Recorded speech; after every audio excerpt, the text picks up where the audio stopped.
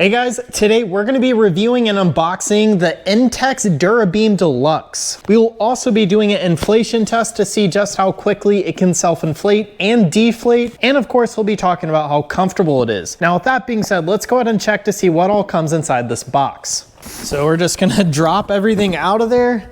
That is everything that came in the box. So we do get a bag and it looks to be a pretty good size. So whenever we need to put this back up, it's gonna go in here, and we do have a drawstring. The material is also very soft and quiet. It feels like it could rip fairly easy, but just be careful with it. And of course, two handles on the top. Here is the actual air mattress. We get a user manual and a patch repair kit. So now we're gonna go ahead and see just how big this is when we unfold it. So here it is all unfolded, and this is the queen size.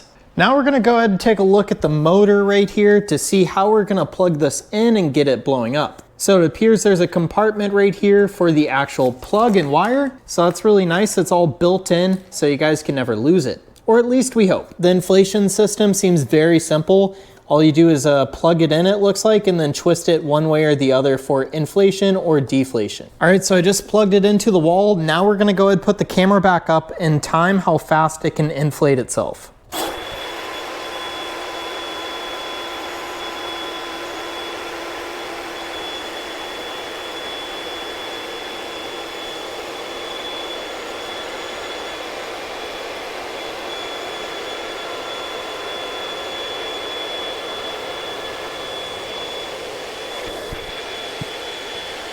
All right, so that is our final time, 4 minutes and 47 seconds.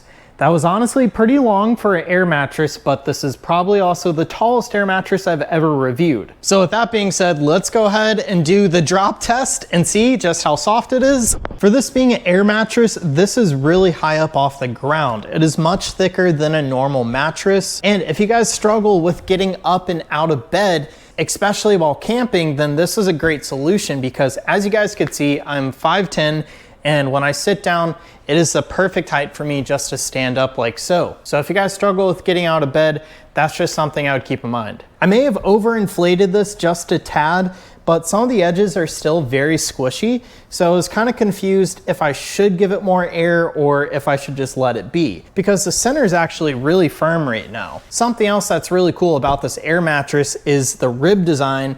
And when I say that, these are the structural parts of the air mattress that kind of help hold the shape. Some air mattresses have lines going straight down that are pretty deep and you can kind of fall into a crevice. Some air mattresses have big divots, but this one's very simple and very flat. And there's also no built-in pillow with this, which I honestly prefer because sometimes with the built-in pillow, you lose some of the length of your bed. Now I'm gonna go grab the camera and show you a closer look at this mattress and all the features. So I was not joking. This thing is really tall. That is a bench that's already a pretty good height, and this is taller than my bench over there, and it's even taller than my couch, just to give you guys an idea. On the side here, we have like a velvety fabric, and so that's why you guys could see those marks. It's just where it was like folded on itself.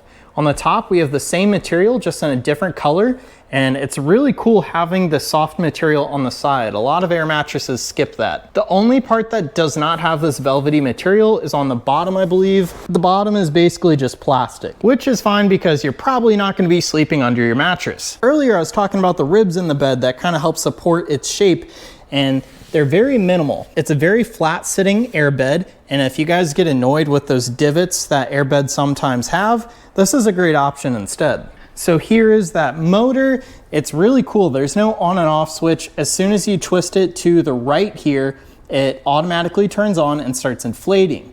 I'll definitely show you guys the deflation in just one moment, and we'll see if it takes about the same amount of time. It probably will. We also have a pretty long wire here. I would guess it's about 5 to 4 feet long. Something else that I'd like to point out is that the ridge on the perimeter is very narrow. Some air mattresses have very thick ridges that just kind of get rid of actual functional room on the air mattress. All right, so we're gonna start the deflation test right now.